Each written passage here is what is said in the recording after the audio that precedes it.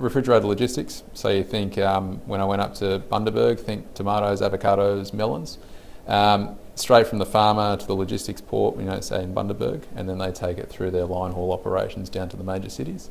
The competitive advantage in that is that they have the refrigerated logistics operations in those regional towns. So if you think about it, you have a tomato, you take it to your refrigerated operations in Bundaberg. When you have enough tomatoes, then you can load it up onto the truck, so the truck's full. So you want a full truck, you get all your efficiencies.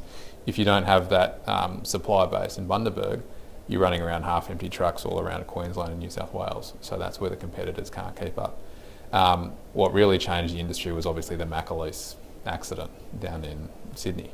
A lot of the rules and regulations that has been brought on by, say, the RTA has really forced a lot of these operators to really maintain efficiency because they can't drive longer, they can't put the driver under more stress, all these sort of things, and the equipment they've got to track some of these trucks is pretty outstanding.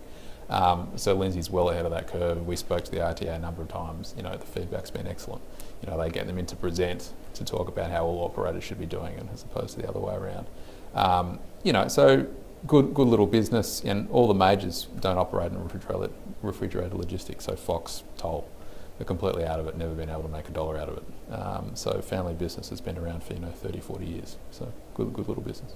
We knew it was going to be a reasonable year. The weather, the issue with agriculture is weather. So the weather wasn't that favourable. So I think that's what hurt them a little bit in regards to some of the pricing. But look, overall we're pretty happy with the result. They're expanding very quickly. They're moving into South Australia, moving further down the coast into Melbourne as well. And they're happy with it. The relationships with their growers are excellent. So Woolies and Coles are only 10% of the revenue base. All the revenue comes from actually the farmer itself, because the farmer wants their product to be delivered on time. If they don't get it delivered on time, they take a discount from Woolies. So they're happy to pay a good logistics company a little bit more, as opposed to saying, some guy with his truck, I'll do it for half the price. He goes, well, the quality won't be as good and I'll take a haircut on the way back. So that's where the real competitive advantage is. So, for the 12 months, they're pretty confident.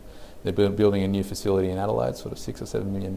So, that'll be interesting. They're getting into seafood, so doing a lot more prawns and things up in North Queensland. The industry looks interesting. So Automotive Holdings are buying a lot of these businesses. They just made 2 big acquisitions in the space.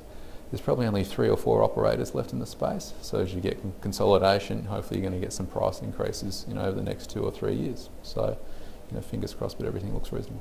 On this, it's a great dividend paying company, surprisingly. So it's on sort of a 6% fully franked yield. ROE for a logistics company is excellent. So you're looking sort of 12%, 13% ROE for a business like this.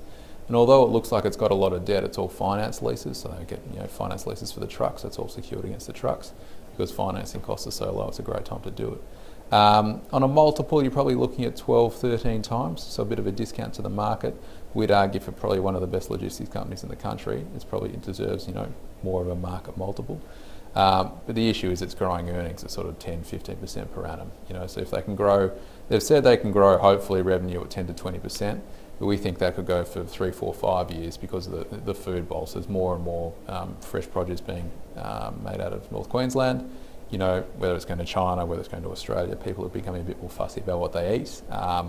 It's a great way to play that theme. So, we'll see how it goes. Yeah, that's probably the biggest issue with the stock, is you wouldn't say there's an outstanding catalyst there. It's probably more of a slow burn. So we've been in there for about 10 months now already. It's delivered great returns for us. But from here on in, I'd probably argue it's a bit more of a slower burn. But it's a stock that doesn't trade very freely. It's quietly, tightly held, especially by, say, us and the Soul Patts company. So Washington Soul Patts are a big holder. So it's probably more of a 2-3 year view. I think as another big unlisted company that recently had a few issues internally. So we think that company will come up for sale. That'll be sort of the last domino to fall and really leaves 2 dominant players in the industry. And I think once you start seeing Automotive Holdings, relaxing on the price discounting that they're doing, because it's really, we've spoken to a lot of industry participants and they say it can't keep going forever.